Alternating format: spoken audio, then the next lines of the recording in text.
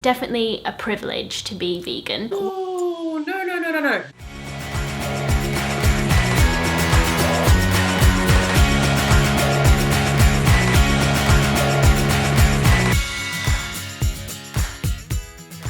Hi guys, today's video is for Sunbeamjess. She has almost 300,000 subscribers. She made a video recently where she was asked about veganism, and we've had a lot of requests to make a response video. So we're going to use Jess's response to the question in her Q&A as an example because we hear these claims all the time from people. So Jazz asked, what's your opinion on veganism? Is it something you would ever consider? It's such a hot topic, veganism, and I think those people that are vegans are amazing. They're doing amazing things for our environment, morally, everything like that. I would love to be vegan in theory. But I just don't think it's a lifestyle choice that I can make at the moment as a student. Also, like with time, I don't really cook a lot.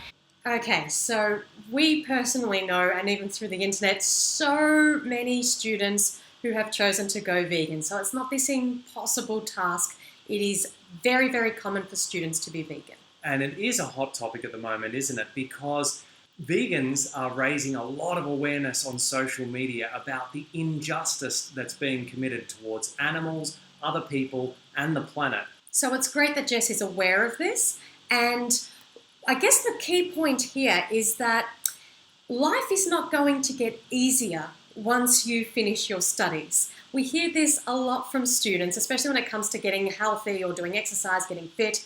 I can't do it, I don't have time, I'm a student. Guys, we used to be students. I know it may sound like we're dinosaurs, but once upon a time, we also went to school and we know what that life is like. And we can guarantee that it does not get easier, it does not get quieter, it does not get more relaxed when you finish studying and start working.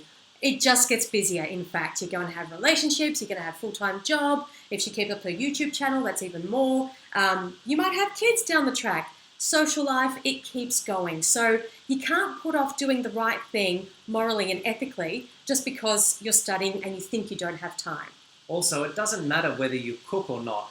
You're currently eating food, so you're simply choosing to eat vegan food instead of non-vegan food when you make the choice to go vegan. Sure, initially you've got to do some research. You might want to look for plant-based alternatives for your milk or your cheese or whatever, but that doesn't take that much time, and once you've done that, simple. Yeah, and if you're going out to eat and you're buying something from the store, then just choose the vegan option instead of the non-vegan option. It's simply a choice. You're not actually doing any extra work or going to any extra effort.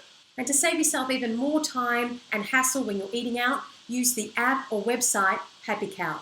And you do have to put in that extra bit of effort with veganism. I don't think I could be dedicated enough to it. I think yes, you do have to put in that bit of extra time and effort, and that's simply a result of living in a non-vegan world. But it is so much easier. Every year we have more and more people waking up and going vegan, and as that spreads, there are more vegan options, there is more support, so it's a hell of a lot easier to do it today than it was 10 years ago or 20 years ago. In terms of being dedicated, all that you're missing at the moment, Jess, is the education. You have an awareness that veganism is the best way to live, morally and ethically, and the environmental benefits and what have you, but you need to delve deeper.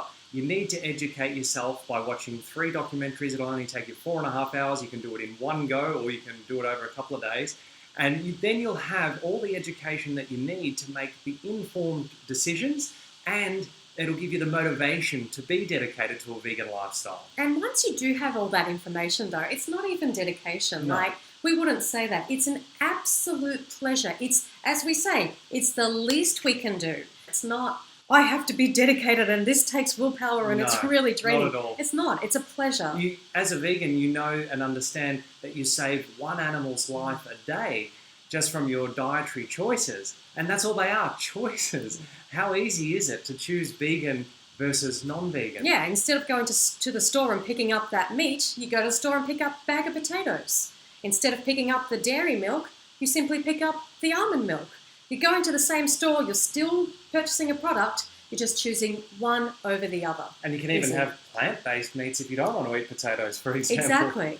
it's definitely a privilege to be vegan. Oh, no. Okay, we're assuming this isn't a Calvin Klein fake top that you've got on, Jess. So if you can afford to wear Calvin Klein clothing, you're in a position to afford vegan. And, And in fact, your mutual subscribers who contacted us Yeah. asking us to make a response video to this video of yours, they said Jess is one of the most privileged people they know of. basically, you're not singing for your supper, okay? You can see the size of your channel. You dress very nicely. You have some rings on. You're wearing makeup. That all costs money. And even if you were on the Jess weren't poverty line, privileged, vegan is still the cheapest way to eat and live. That's why the poorest cultures around the world, their traditional diets are based around plant foods because they are the cheapest. Potatoes, rice. Rice happens to be the cheapest calorie on the planet, which is why so much of Asia eats rice. Also, bananas, they're cheap all around the world. Cans of beans, and lentils, pasta, bread. Goes on and on. We actually made a video covering this. We show exactly what I eat for less than $6 a day. And that includes imported items, doesn't That's it? the So thing, many it's people could do it a lot cheaper. a lot cheaper. And I'm eating, around 2,500 calories. So I'm not eating a really small portions of food and skipping out. I'm eating as much as I care for, and it's really cheap. So we actually always say, look, this is called a peasant diet when you stick to predominantly whole foods. And Because it's what the poorest people around the world have traditionally eaten. yeah, and we can't actually afford to eat any other way. Even if we didn't understand the ethics, financially, this is the best possible thing that we can do. So this is super important for students in that case. And also talking about students, we've made previous videos on how to make veganism very easy for student life using two appliances, a rice cooker and a convection oven if you want to. You don't even need to have the oven, but that was a nice add-on. Very cheap to purchase, cooking everything in one appliance, super easy, and it just will revolutionize your life. You will actually save money as a student following these tips. Exactly. And other money-saving tips include, buying things in bulk, for example. So, don't just buy 2 potatoes, buy a sack of potatoes. Don't just buy a hand of bananas, buy a box of bananas. Those type of money-saving tips.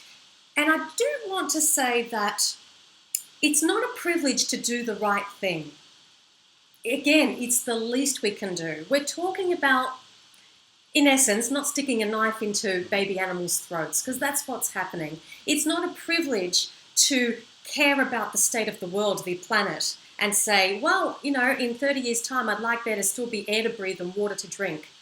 That's not a privilege. That's a necessity. That is something we must all take responsibility for and step up. What I would love to see is like promotion of vegan substitutes or vegetarian substitutes, because we eat too much dairy, we eat too much meat, we eat too many eggs. I would love to see everyone be cutting down on that kind of thing.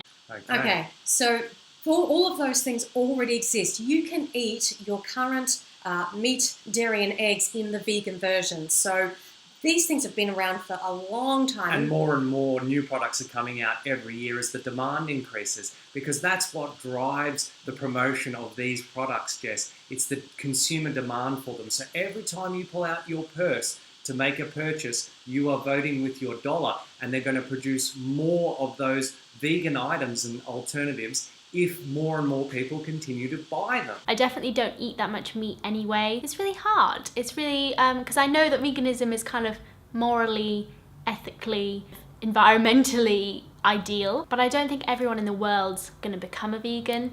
So to offer people more alternatives would be like the ideal thing, so that everybody's cutting down by considerable amounts. I think the world is hopefully moving in that direction. I'm trying to be a little bit better, but I don't think I can fully commit at the moment. Okay, so the important thing here to remember is be the change you want to see in the world.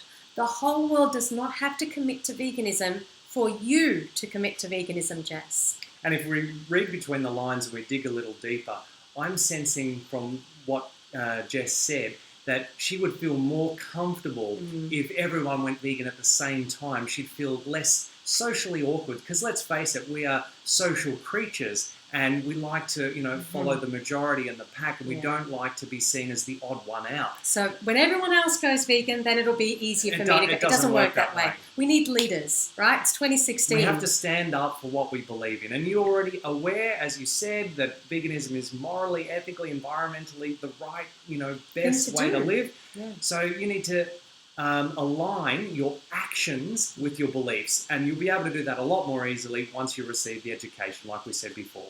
If you want to see less consumption, then you must first consume less meat, dairy and eggs. And she says that she uses a little bit, but everybody says that they just eat commitment. a little bit, but unfortunately we have 150 billion animals slaughtered worldwide for food alone every year, meaning that people are eating more than just a little bit. Yeah.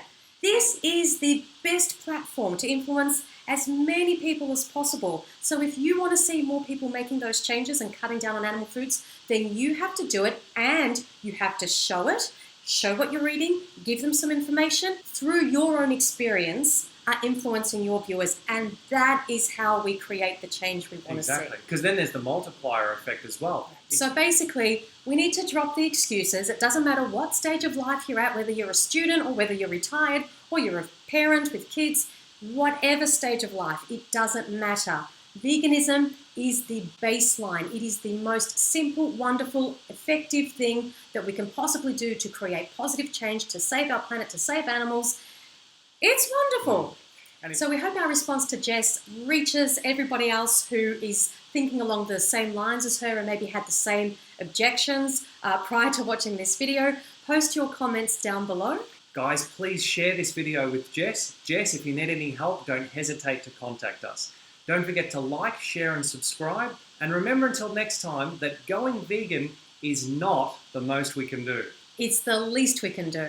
See you next video. Bye, guys. I propose to everyone is ethical omnivorism. And this is the most disgusting part of her video and her thinking